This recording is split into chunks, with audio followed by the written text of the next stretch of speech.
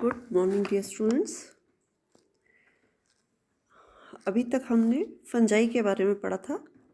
अब हम फंजाई से, बैक्टीरिया से, वायरस से, माइकोप्लाज्मा से, इन सब से होने वाली बीमारियों के बारे में जानकारी प्राप्त करेंगे। ये देखेंगे कि इनसे क्या क्या डिजीज़ होती है। जब ये प्लांट के ऊपर फैल जाता है, प्लांट के ऊपर हो जाता है, तो नेचुरली प्लांट के ऊपर जब इसकी ग्रोथ हो गई तो किसी ना किसी तरीके से प्लांट के ऊपर नुकसान तो करेगा ही। नुकसान कैसे करेगा?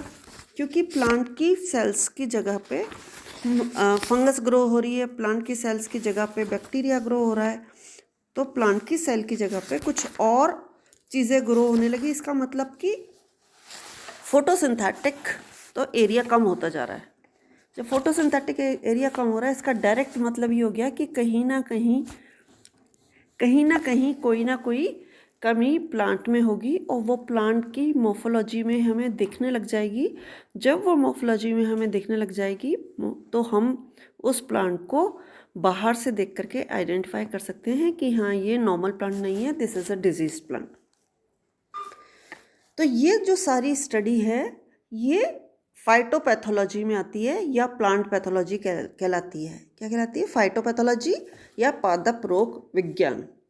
तो जो पृथ्वी पर जितने भी विभिन्न प्रकार के पेड़ पौधे पाए जाते हैं, ये वो सब हमारे लिए बहुत इम्पोर्टेंट है, क्योंकि वो हमारे लिए धन है, क्योंकि हम उनके थ्रू ही फूड मटेरियल सारा एब्जॉर्ब करते हैं। लेकिन ये वाली ब्रांच जिसमें हम पौधों में होने वाली सफरिंग्स को, उसकी डिजीज़ को स्टडी करते हैं, वो कहलाती है पादप रोग विज्ञान। इसका मतलब वनस्पति विज्ञान की वह शाखा जो पादप रोगों के कारणों, उनके निवारण, उनकी रोकथाम और उनकी इटियोलॉजी, किस कारण से वो हुए हैं, वो डील करती है। उसको हम क्या कहते हैं? फाइटोपैथोलॉजी। क्या कहते हैं? Plant pathology. और वो वैज्ञानिक जो इस शाखा के अंदर शोध कार्य करता है, अध्ययन करता है, उसको हम क्या कहते हैं? Plant pathologist. ठीक है, तो प्लांट पैथोलॉजी हो गया, और प्लांट पैथोलॉजी वाली स्टडी जो करता है उसको हम कहते हैं प्लांट पैथोलॉजिस्ट। तो अब हमें ये पता लगाना है कि हम प्लांट पैथोलॉजी जो भी कर रहे हैं, तो ये जो है इनका जो वनस्पति विज्ञान की जो ये शाखा है जिसके अंदर विभिन्न पादप रोगों की प्रकृति का हम अध्ययन कर रहे हैं, उसका डेवलपमेंट, उसका विकास का हम अध्ययन कर रहे हैं, उसको कंट्रोल का हम अध्ययन कर रहे हैं, ये जो फाइटोपैथोलॉजी है, ये फाइटोपैथोलॉजी क्या क्या है, इसके अंदर क्या क्या आता है, कौन कौन सी डिजीज़ आती हैं, तो इसके बारे में हम और डिटेल में स्टडी करेंगे। तो सबसे पहले व्हाट आर प्लांट डिजीजेस, उसके बारे में हम स्टडी करेंगे कि प्लांट डिजीज़ क्या होती है। व्हाट आर प्लांट डिजीजेस या पादप रोग क्या हैं, किसको हम डिजीज़ कहते हैं, किसको हम पादप रोग कहते हैं, इसके बारे में हम बात करेंगे। तो अगर हम जनरल बात करें कि एक तो होती है नॉर्मल स्टेज और एक होती है एबनॉर्मल स्टेज। तो जब नॉर्मल, हमें पहले ये समझना चाहिए कि नॉर्मल स्टेज क्या होती है, नॉर्मल कंडीशन क्या होती है। तो जब एक प्लांट नॉर्मल वे में ग्रो हो रहा है, जो हमें दिख करके हेल्दी दिख रहा है, तो हेल्दी दिख रहा है इसका मतलब कि सारा ग्रीन, फुल ग्रीन, ग्रोइंग, अच्छी सी उसकी ग्रोथ हो रही है, उसके शरीर के, उसके किसी भी भाग में कोई भी आपको परिवर्तन या गड़बड़ नज़र नहीं आ रही, उसकी जैविक क्रिया बिल्कुल सही चल रही है उसका। तो हम, अगर कोई भी इस तरीके से दिख रहा है, बिल्कुल हेल्दी दिख रहा है, तब तो हम उसको नॉर्मल कहेंगे। मान लो उसमें थोड़ा सा डेविएशन दिख रहा है, मान लो उसकी कोई भी मेटाबॉलिज्म में डेविएशन दिख रहा है, तो डेविएशन फ्रॉम द नॉर्मल, तो deviation from the normal is called as disease. आपका टेम्परेचर एक नॉर्मल टेम्परेचर होता है, उससे थोड़ा सा हाई हो जाता है तो आप कहते हो बुखार है। तो deviation from the normal, normal से थोड़ा सा हाई हो जाएगा तो बुखार है, नॉर्मल से कम हो जाएगा तो बीपी आपका नॉर्मल है, एक नॉर्मल रेंज है, उससे थोड़ा सा ऊपर हो गया तो हाई, उससे थोड़ा सा नीचे हो गया लो, दोनों डिजीज कंडीशन हो गई।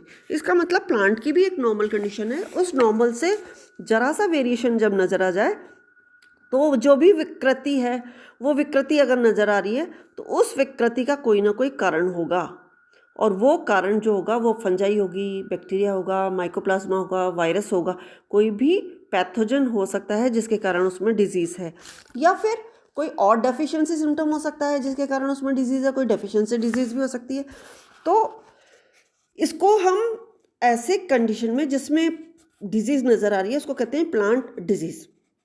तो उसका कारण कोई भी लिविंग एंटिटी हो सकती है, सजीव कारक हो सकता है, या कोई पर्यावरण का कारण उसका हो सकता है, या कोई पर्यावरण का घटक हो सकता है जिसके कारण कि उस प्लांट की माल फंक्शनिंग में फ़र्क हो गया, उसके भोजन के निर्माण में फ़र्क हो गया, उसमें कोई भी मिनरल का एक जगह से दूसरा जाना है उसमें डिफरेंस आ गया।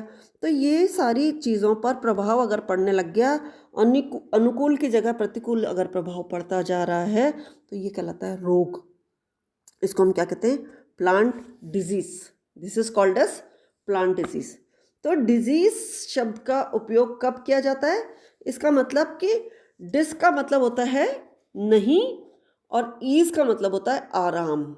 जिसमें आराम नहीं होता, जिसमें कठिनाई होती है, जिसमें शरीर में तकलीफ़ की स्थिति हो जाती है। तो पादप में शरीर क्या है? प्लांट। उसमें तकलीफ़ अगर हो गई, जिसमें तकलीफ़ अगर हो गई तो वो हो गया डिजीज़। तो दिस इज़ अ डिजीज़। और ये डिजीज़ किसी भी कारण से हो सकती है, फंजाई के कारण हो सकती है, एल्गी के द्वारा भी हो सकती है, माइकोप्लाज्मा के द्वारा भी हो सकती है, बैक्टीरिया के द्वारा भी हो सकती है, इंसेक्ट्स के भी हो सकती है, नेमाटोड से हो सकती है, प्रोटोजोन से हो सकती है। तो किसी भी कारण से जो इसका कारक है उसके कारण इसमें डिजीज़ हो जाती है। तो ये कहलाती है डिजीज़। अब डिजीज़ के बाद हम इसको डिजीज़ के कारण जो होता है वो स्टडी उसको करते हैं पैथोजेनेसिस में।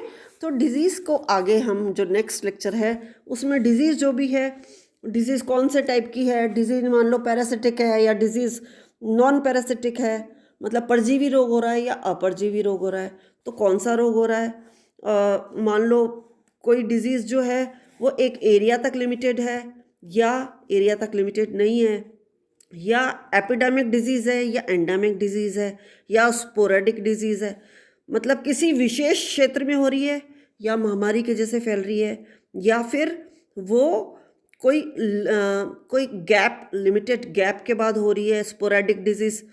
तो इस तरीके से हम उसको बहुत सारे टर्म्स में डिजीज़ के बारे में, उसकी अकरेंस के बारे में, उसके कारकों के बारे में, तो क्लासिफिकेशन उसका होस्ट के बेसिस के ऊपर, इफ़ेक्ट के बेसिस के ऊपर, उसमें इन्फेक्शन किस तरीके से होता है, उसका स्प्रेड किस तरीके से होता है, वो वापस किस तरीके से आती है, इस तरीके के बेसिस के ऊपर हम उसको बहुत सारा क्लासिफिकेशन कर सकते हैं on the basis of nature of pathogen. Pathogen क्या है उस बेसिस के ऊपर, होस्ट प्लांट क्या है उस बेसिस के ऊपर। तो नंबर ऑफ टाइप्स हैं जिसके बेसिस पर उसको हम क्लासिफाई कर सकते हैं। तो हम क्लासिफिकेशन तो हम नहीं लेंगे, लेकिन हम ये जरूर समझेंगे कि व्हाट इज़ रोग जनता और व्हाट इज़ पैथोजेनेसिस। इसको हम लेंगे अब नेक्स्ट लेक्चर में कि पैथोजेनेसिस क्या है। ठीक है, ओके, बाय बाय।